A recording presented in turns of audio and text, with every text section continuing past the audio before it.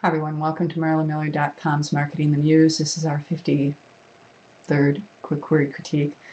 Again, to folks who are viewing my videos and submitting query letters, I'm only critiquing query letters of subscribers to MarilynMiller.com, and that is my way of saying thank you for supporting me.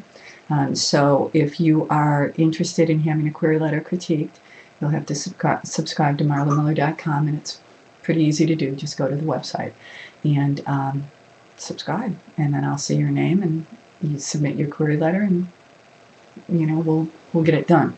I've been doing 2 a week pretty consistently. Okay, I want to do this one. So here we go.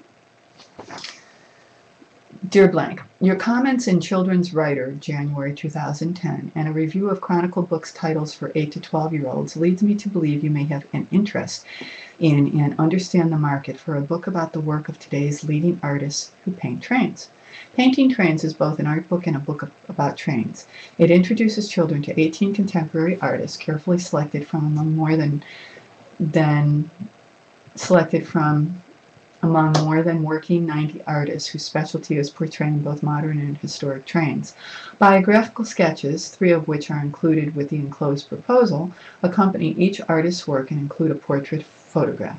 To encourage young readers to pursue their passions, each sketch focuses on when the artist knew he or she wanted to be an artist, on the path they took to success, and on the philosophy behind their work.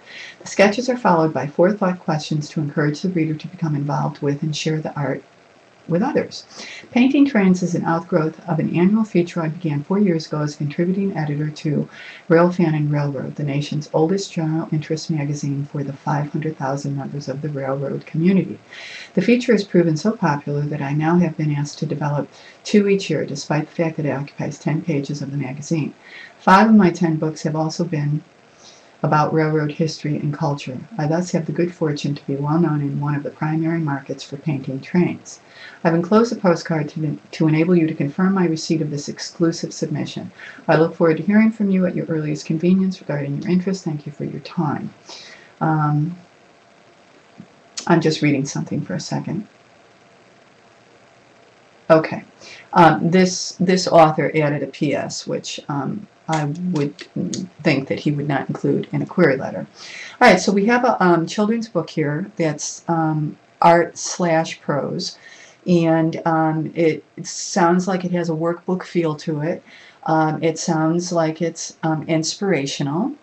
It also sounds like this author already has a very large following, and so here's what I'm going to tell this author in our 21st century publishing reality. I would make this an ebook. I wouldn't go through anybody. I would do this one myself. And here's why. He's the expert. He's been doing this for a while. He already has a channel, which is 500,000 fans of railroads and anything about railroads. He already sounds like he has a very supportive base in the magazine that he writes for. He's already been publishing twice a year 10 pages of stuff about trains that this magazine is very willingly letting him do. So, in this case, I would say, who needs an editor or an agent? In this era of ebooks, if this were me, I wouldn't let this one go. I would turn this into an ebook for kids. And I like the idea of it very much. I love the idea that it offers information. It also offers some tutorial, because these kids are going to be quizzed about things. Or, perfect book for teachers or parents. It also offers a biography of the artist when I wanted to, when I knew I wanted to become an artist. So those are great books. I edited one called The Greatness of Girls by Susan Strong that went on to be a very nicely, it sold very well, and it was to a little bit older age group, but it offered all this kind of stuff and was very well received in the school system. But this was before ebooks, and had I been her editor today, I would have told her to do this as an ebook too. I think that you've got everything. You're the expert. You've got the audience. You've got the market. You're already known in this market. You have, one channel in a magazine. So I would spend my time learning how to figuring out which ebook platform is best, and I would just do this on my own. If, however, this author wants to go through conventional publishing, I think that this book is, this query letter is ready to go, provided that he doesn't do a PS. So I'm not going to read the PS, but I wouldn't add PSs to query letters. The PS is about how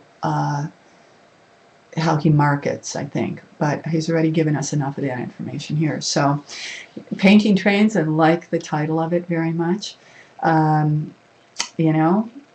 This would be one that I would say keep this one close, because if you're able to get this in ebook format, again, a format that also offers the opportunity to dump art into it, which would be critical, and there are plenty of platforms for that, I would hold on to this one and keep the profits, frankly, and spend that money on marketing this, because he's right.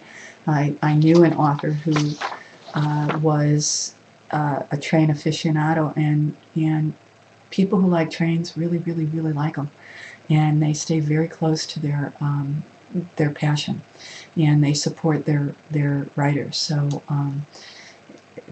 that's the best that I can offer with Painting Trains. A very good title by an author who certainly is an expert on trains. Until the next time, be well and keep writing.